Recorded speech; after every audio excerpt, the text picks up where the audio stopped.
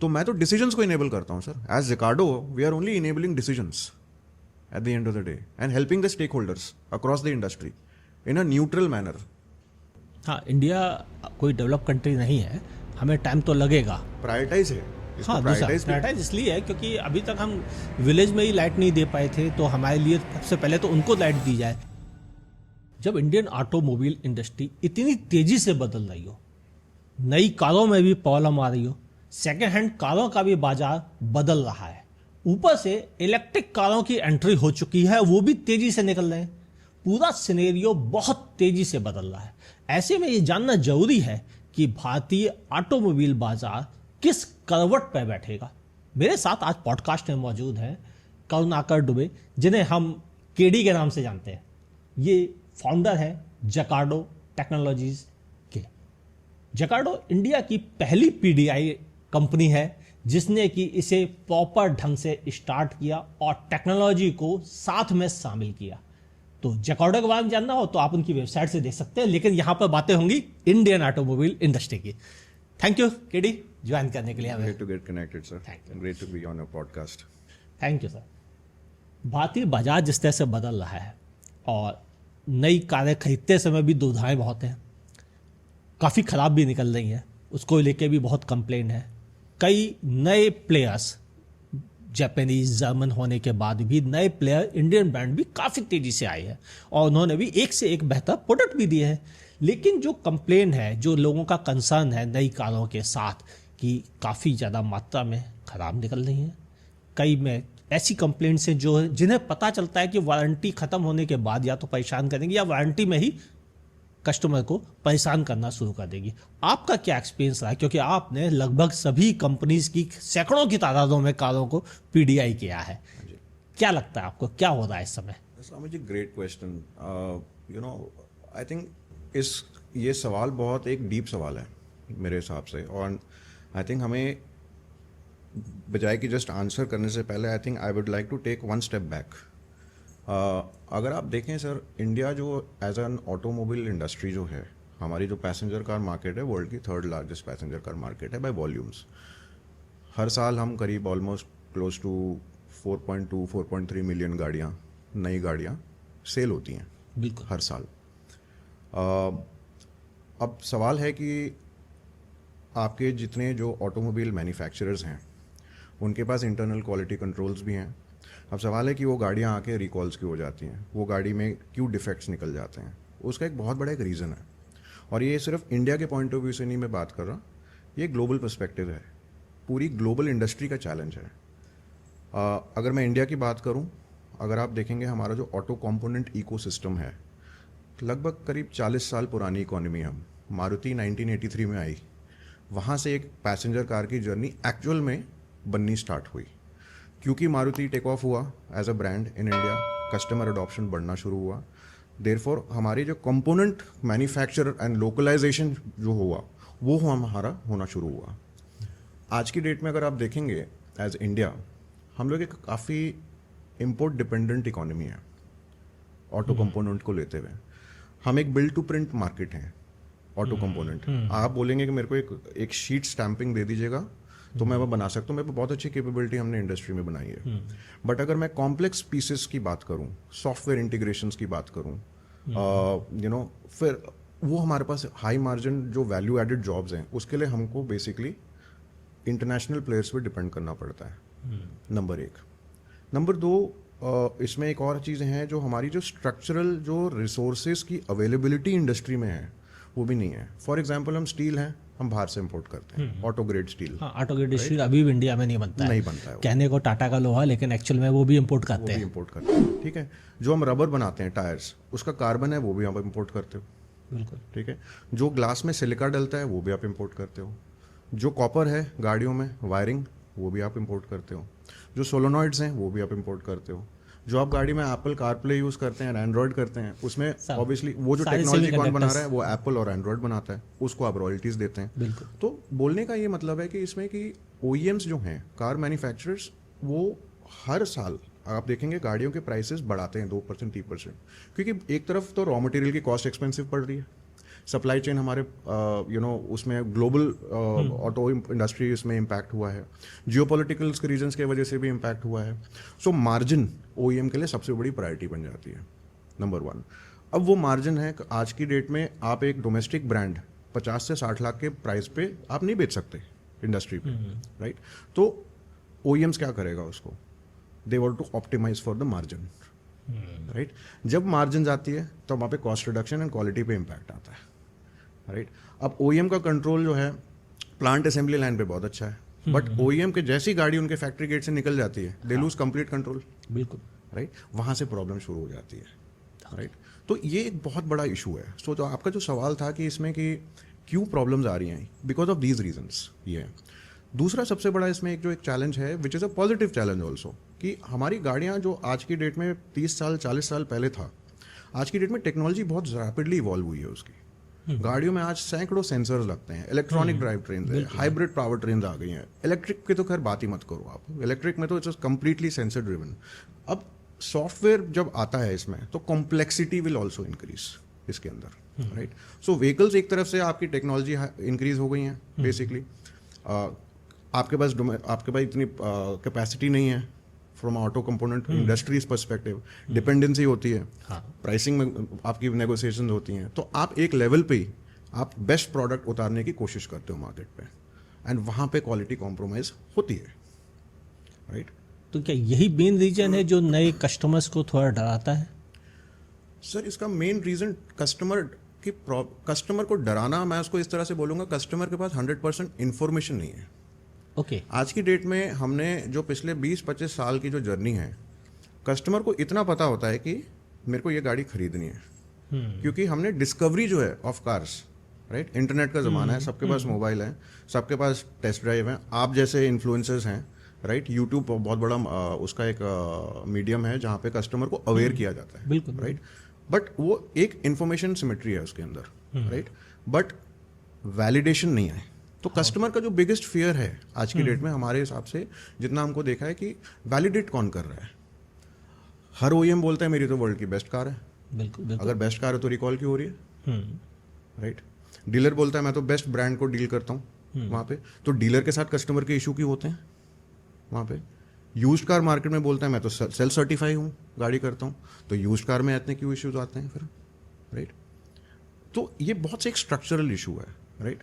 हमारा जो recall percentage है गाड़ी का 4.2 मिलियन है, जो अगर हम गाड़ियाँ हर साल बेचते हैं, बिल्कुल, बिल्कुल, आपके जो पब्लिकली डोमेन पे हैं करीब 16 से 17 तो वॉलंटरी रिकॉल की जाती हैं उसमें बिल्कुल, गाड़ियाँ, बिल्कुल, काफी सही बात।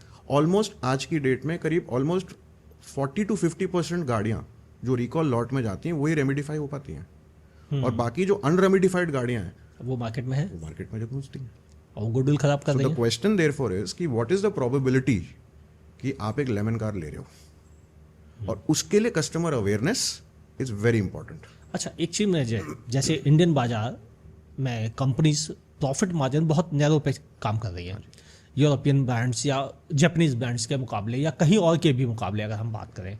जैसे कि एक सिंपल एग्जांपल ले लो, इंडिया की बहुत कॉमन गाड़ी है स्विफ्ट, यूरोप में आप जाएंगे तो 19-20 लाख रुपए के आसपास पड़ती है, वही गाड़ी हम यहाँ 8 लाख 9 लाख में खरीद लेते हैं। तो जब इतने पैसे कम में हम उस गाड़ी को खरीदेंगे तो डेफिनेटली क्वालिटी पर कहीं ना कहीं तो कंप्रोमाइज हो रहा होगा, जबकि उसमें टैक्सेस भी अच्छे खासे शामिल है। तो क्या सबसे बड़ा इशू ये है कि कॉस्ट कम रखने की जद्दोजहद में कंपनीज को क्वालिटी पे कंप्रोमाइज करना पड़ रहा है? मैं ये नहीं बोलूँगा क्वालिटी में कॉम्प्रोमाइज, बट अल्टीमेटली देखिए आपके जो प्लेटफॉर्म कॉस्ट कोई भी ओईएम जब आता है, हर एक का उसका एक प्लेटफॉर्म कॉस्ट फिक्स्ड होता है। अब ओईएम आज की डेट में अगर मारुति को लेट्स से फॉर एग्जांपल एक नई गाड़ी उतारनी है, वो अपने कंपोनेंट को डिज़ाइन ब्रीफ देगा कि अब ये मैं गाड़ी बना रहा हूँ, ये आपका डिज़ाइन ब्रीफ्स है, इसकी ये टेक्निकल स्पेसिफिकेशंस है, एंड बाय द वे ये कॉस्ट के ऊपर आप एक्सीड मत करना। हाँ बिल्कुल, ये लिमिट रहती है, बिकॉज फिर वो ऑन रोड कॉस्ट कैसे मैनेज करेंगे गाड़ी की, एक्स शोरूम कॉस्ट कैसे मैनेज करेंगे वो, राइट? मार्जिन उसमें आप कैसे अपना डिटरमाइन कर पाएंगे वो ultimately, right?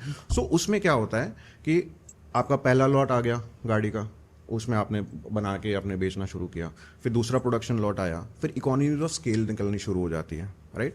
And again because obviously जो रिमेनिंग यूजफुल लाइफ जो nobody will be able to predict कि आपकी गाड़ी आज से 10 दिन के बाद कैसे चलेगी, क्योंकि मैंने तो एज एन OEM मैं तो पूरी टेस्ट लैब के अंदर करी है।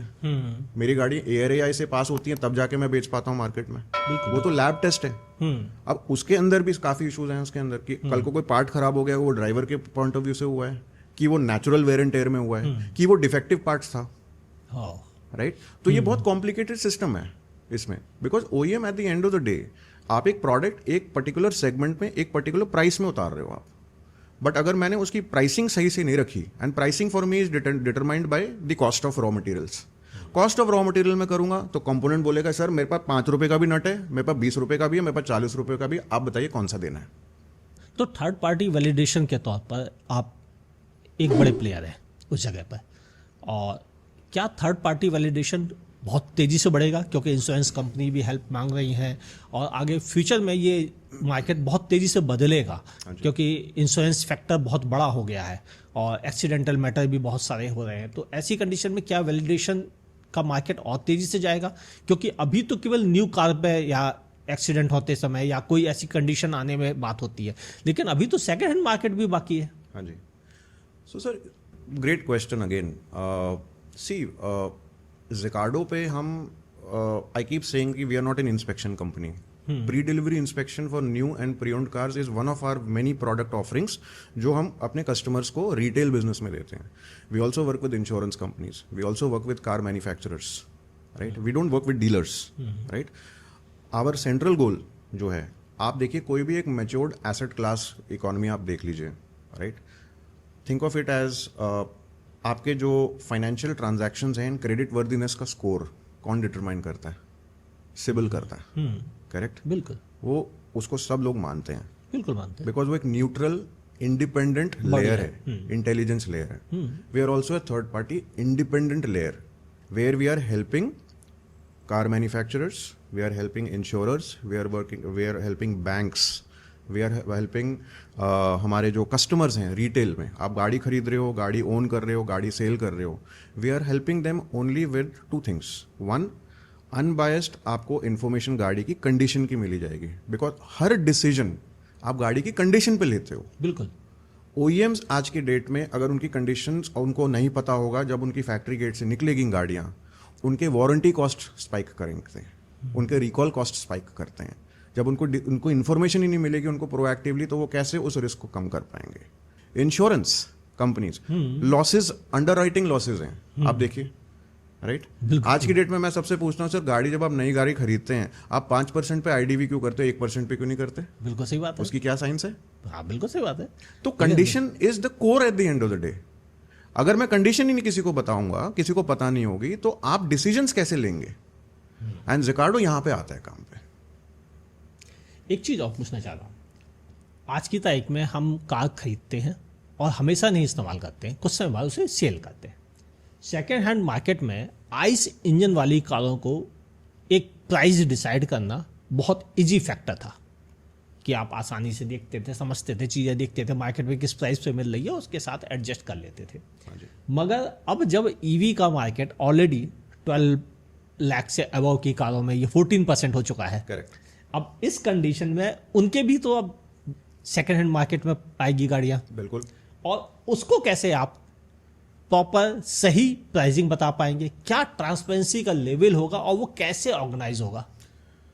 सर EV आज की डेट में अगर आप देखेंगे, EV में आज की डेट में सब अर्ली अडॉप्टर्स आ रहे हैं, बिकॉज एक नया प्लेटफॉर्म है। बिल्कुल बिल्कुल, राइट।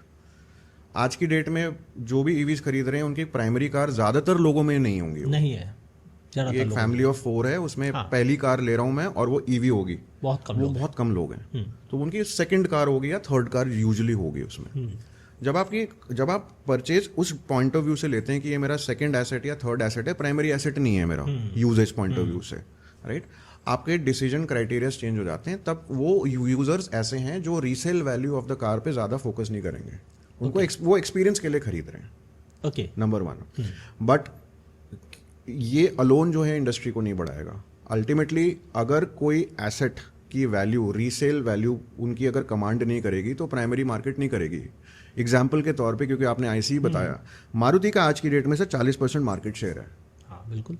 अब Maruti as a platform simple गाड़ी है, अगर मैं उनके कॉम्पिटिशन से देखूं, बहुत सिंपल है, सिंपल गाड़ी है, बट मारुति का 40% क्यों है सर?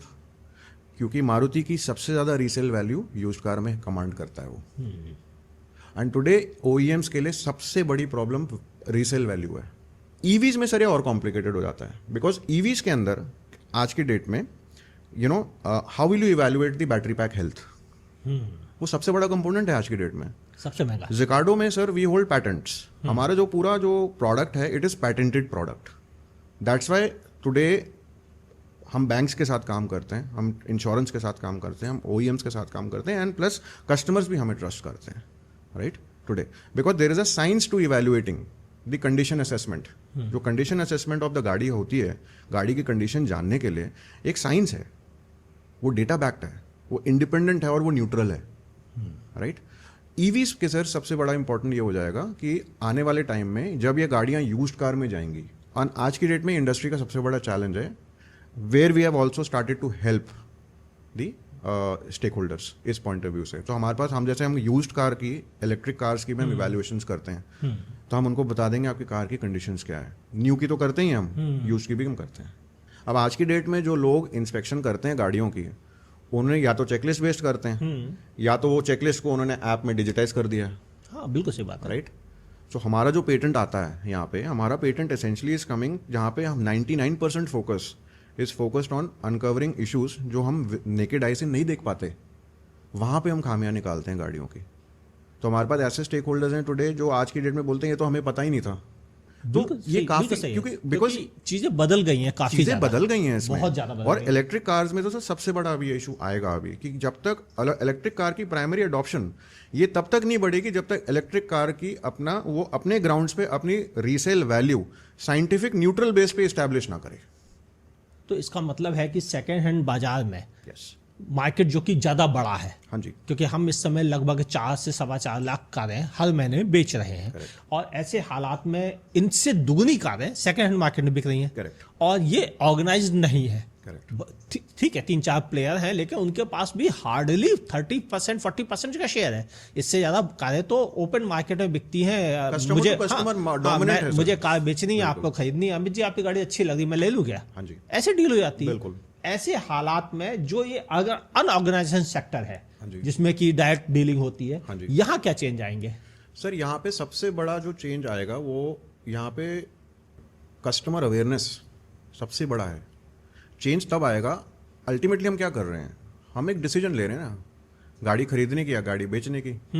बस बेच रहे हैं तो किस दाम पे बेचूं मैं, क्या वो एक्चुअल दाम है, क्या वो वैलिड है, क्या वो सही है, क्या वो कंडीशन को सिग्निफाई करते हुए मैं उसमें उसकी मैं राइट डिमांड कर रहा हूँ, राइट।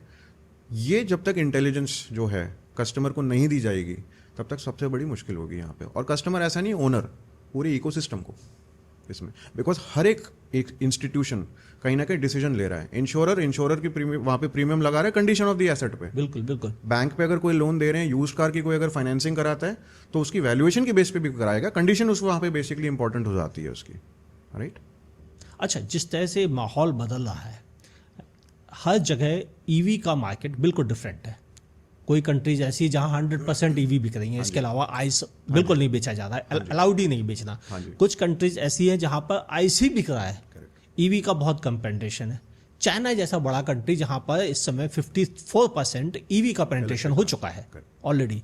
इंडिया अभी यह 14% पे हम पहुंचे, वो भी अबाउट 12 लाख रुपीज में। बिलो में तो हम 3-4% पे मुश्किल से खेल रहे हैं। ऐसे हालात में क्या जियो कंडीशन तय करती हैं? क्योंकि हम इंडियंस एक अलग तरह से ड्राइविंग बिहेवियर यूज करते हैं, अमेरिकन अलग तरह से बिहेवियर यूज करते हैं, चाइनीज और यूरोपियन का अलग बिहेवियर है, और जापानीज बिल्कुल डिफरेंट जी रहे हैं। उनकी छोटी छोटी रनिंग होती है, वो उतने में खुश है, उन्हें कोई पंगे की जरूरत नहीं, कंट्री भी वैसे ही स्मॉल है। करेक्ट है? जबकि इंडिया में क्या है कि हम लोग 500-700 किलोमीटर की जर्नी करते हैं, जो कि चाइना के लोग नहीं करते, जबकि उनका कंट्री काफी बड़ा है, फिर भी वो लोग नहीं करते। अमेरिकन हमसे भी ज्यादा हाईवे रनिंग करते हैं, मतलब उनकी ड्राइविंग कंडीशन अलग है, उनका बिहेवियर अलग है ड्राइविंग को लेकर। ऐसी कंडीशन में क्या इंडिया का ईवी पेनिट्रेशन असर करेगा और कितना बढ़ेगा अगले 10 सालों में? सर ईवी का पेनिट्रेशन बढ़ेगा नहीं बढ़ेगा, डेफिनेटली बढ़ेगा, बट ईवी का पेनिट्रेशन तब बढ़ेगा जब 2-3 इश्यूज सॉल्व होंगे जो अभी तक सॉल्व नहीं हुए हैं। Issue number 1 are electricity for charging stations. आज की डेट में हमारी जो मैक्सिमम एनर्जी जनरेशन इंडिया की है वो रिन्यूएबल में है और हाइड्रा पे है। बिल्कुल बिल्कुल न्यूक्लियराइजेशन हमारा नहीं है। नहीं है। Number 1, we are a population of 1.5 billion, बिल्कुल सही बात। राइट। आज की डेट में इलेक्ट्रिफिकेशन की जो प्रायोरिटी है वो रूरल इलेक्ट्रिफिकेशन है, एग्रीकल्चर इलेक्ट्रिफिकेशन है, बिल्कुल सही क्रिटिकल इंफ्रास्ट्रक्चर है, राइट। गाड़ी भी इंपॉर्टेंट है बट उस प्रायोरिटी पे नहीं आती। नंबर 1, वो हमको सॉल्व करना पड़ेगा। वो हम कब सॉल्व कर पाएंगे जब हमको हमारे पास इलेक्ट्रिसिटी एक्सेस में हम जनरेट कर पाएं वहाँ पे। तो पहला तो ये चैलेंज है। दूसरा सबसे बड़ा है इलेक्ट्रिक कार्स में इनकी जो रीसेल वैल्यू के बारे में मैंने बात करा। जब तक वो रीसेल वैल्यू कमांड नहीं करेगी, कस्टमर को कॉन्फिडेंस नहीं आएगा वो इन्वेस्टमेंट करने के लिए। ओके। दूसरी पीस ये है इसमें। So electric cars is a great product, अच्छा प्लेटफॉर्म है, बट इस कैटेगरी को इस्टेब्लिश होने में टाइम लगेगा, राइट।